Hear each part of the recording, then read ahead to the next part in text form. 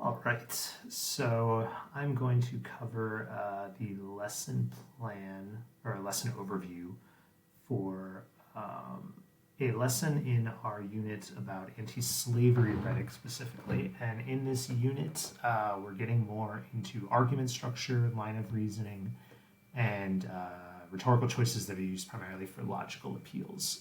So it's a big meaty unit. We're looking at older texts that generally have more difficult syntax and language. So it's a fun unit, but definitely a tough one. So yeah, let's jump in. We are looking specifically at William Lloyd Garrison's No Compromise with Slavery speech. And this is just a quick look back at the previous lesson where we had kind of introduced some of the big topics, done a big overview. I spent a little more time with this text because it is difficult, not very colloquial language. It's an older style of writing and speaking, which the students need some time to get used to. So we just looked at some of the big rhetorical choices, some of the main claims, and just kind of did a more summary unpacking of the speech. So then we got to the next day. And the main objective for the lesson this day is to learn a couple new rhetorical choices and then apply them to the speech, and then look at how those rhetorical choices are used in a line of reasoning. And again, we're always looking to kind of blend everything together cohesively. We're not just nitpicking, cherry picking, line of reasoning here, claim here, rhetorical choice here. We want to tell a kind of cohesive story about what the speaker is doing and how they're achieving their purpose. So I open with this warmer that is discussion-based. The students are reviewing some terms we've already learned: counter-argument, concession, refutation. And they're thinking back, looking at their speech, the text, which they've already gone through, and seeing where they may find ideas like this, get them thinking in terms of logical arguments. And then we get to the demonstration part of the class, where I teach them three new concepts, three new rhetorical choice terms. First being a syllogism.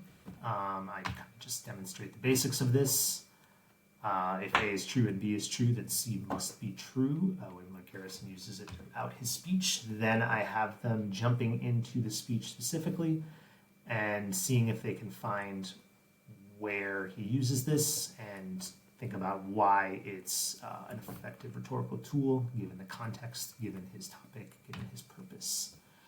Another one is highlighting contradictions in the opponent's arguments.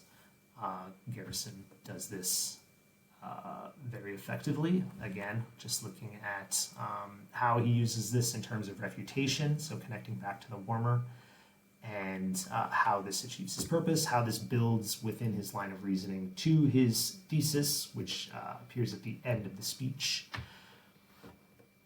And the last one is hyperbole. So not always used in terms of appealing to logic, but in one of the things I like to teach my students is that these rhetorical choices can be used in different appeals. One may be used to appeal to logic, but like a metaphor, for example, could also provide a kind of logical appeal. They could provide even a credibility appeal.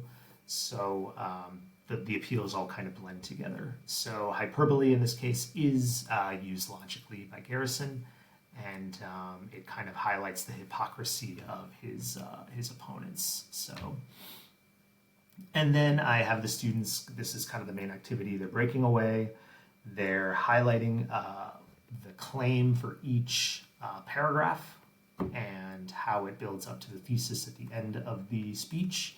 And within each claim, they're finding what rhetorical tool, rhetorical choice is used to support that claim. So again, everything kind of blends together. Everything builds towards the purpose, towards the thesis, towards connecting with the audience. It's all a big tapestry.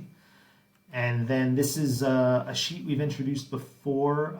In the previous lessons, I had introduced them to the concept of line of reasoning, and we had looked at an older speech by Malala Yousafzai just to get them comfortable with this concept. And here they're taking the same worksheet and applying it to William Lloyd Garrison, where they unpack the thesis, they connect the claims back to the thesis, they talk about the rhetorical choices that are used as evidence, and that's all I got. Thanks for watching.